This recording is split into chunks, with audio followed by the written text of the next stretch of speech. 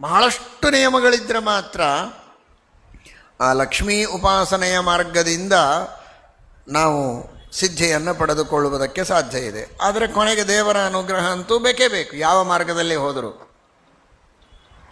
ಹೀಗಾಗಿ ಹರಿಣಿ ಅಂತ. ಯಾಕೆ ಹರಿಣಿ ಅಂದರೆ, ಯೋಗಿಗಳು ಲಕ್ಷ್ಮೀ ಉಪಾಸಕರು ಅವಳನ್ನು ಚಿಂತನೆ ಮಾಡಬೇಕು ಅಂದರೆ ಅವರ ಮನಸ್ಸಿಗೆ ಸಿಗದೇ ಇರುವಂತೆ ಚಿಗಿರೆಯಂತೆ ಹಾರತಾ ಹೋಗ್ತಾಳೆ. ಹಿಡಿದು ಅವಳನ್ನು ಧ್ಯಾನ ಮಾಡುವುದು ಬಹಳ ಕಷ್ಟ ಅಂತ ಅವಳನ್ನು ಹರಿಣಿ ಎಂಬುದಾಗಿ ಕರೀತಾರೆ ಅಂತ ಲಕ್ಷ್ಮೀ ತಂತ್ರದಲ್ಲಿ ಮಹಾಲಕ್ಷ್ಮೀ ದೇವಿ ಹೇಳ್ತಾಳೆ. ದೂರತರಂ ಯಾಮಿ ಹರಿಣಿ ಯೋಗಿ ಮಾನಸಾತ್ ಭಕ್ತ್ಯಾ ಬಧ್ನಂತಿ ನಿಜಯ ಯೋಗಿನೋ ಮಾಂ ಯತವ್ರತಾಃ. ಅಷ್ಟು ವೇಗದಿಂದ ಅವರ ಕೈಗೆ ಸಿಗದಂತೆ ನಾನು ಹಾರ್ತೇನೆ, ಅರ್ಥಾತ್ ಮನಸ್ಸಿನಿಂದ ಹಾರಿ ಹೋಗ್ತೇನೆ.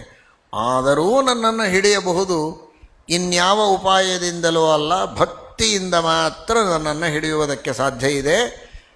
ಅಂತಹ ಭಕ್ತಿಯಿಂದ ನನ್ನನ್ನು ತಮ್ಮ ಮನಸ್ಸಿನಲ್ಲಿ ಹಿಡಿದಿಟ್ಟುಕೊಂಡು ಧ್ಯಾನ ಮಾಡುವ ಯೋಗಿಗಳಿದ್ದಾರೆ, ಮುನಿಗಳಿದ್ದಾರೆ, ಬೇಕಾದಷ್ಟು ಜನ ಇದ್ದಾರೆ. ಅದರಲ್ಲಿಯೂ ವಿಶೇಷವಾಗಿ 68,000 ಮುನಿಗಳು ವಿಶೇಷವಾಗಿ ನನ್ನ ಉಪಾಸಕರಿದ್ದಾರೆ ಅಂತ ಮಹಾಲಕ್ಷ್ಮೀ ದೇವಿ ತಿಳಿಸ್ತಾಳೆ. ಷಷ್ಟಿರಷ್ಟೌ ಸಹಸ್ರಾಣಿ ಯೋಗಿನೋ ಮತ್ಪರಾಯಣಾಃ.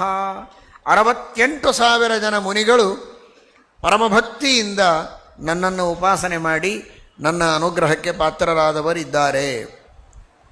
ಆ ಕಾರಣಕ್ಕಾಗಿ ನನ್ನನ್ನು ಹರಿಣಿ ಅಂತಾರೆ.